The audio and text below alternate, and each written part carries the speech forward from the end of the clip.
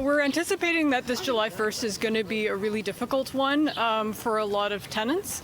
The rent, there's not a lot of apartments that are available. The ones that are out there are very prohibitively expensive. I've been here 40 years, and I almost dropped dead when I seen the houses over 1,000. July 1st is the unofficial moving day in Quebec, and advocates claim this year more than ever, residents searching for a place to live have been unable to find affordable housing to move into.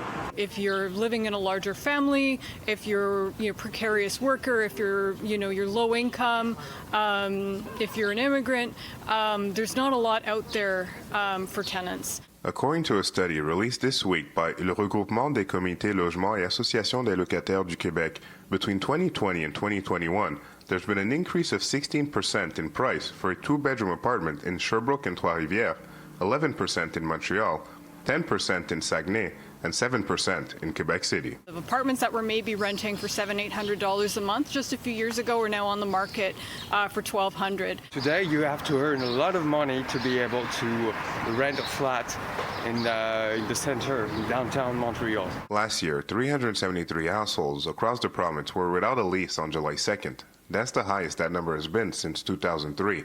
This year, advocates fear that number will be much higher. Also, because of the momentum, a lot of landlords want to make profit out of it. They want a piece of the cake, so they've been trying to evict. They've been evicting people to raise the rents.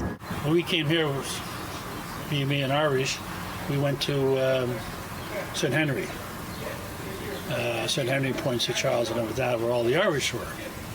But they didn't gouge you. The church took care of us. But here, there's nobody taking care of us. The problem is that the Legault government is denying that a housing crisis even exists.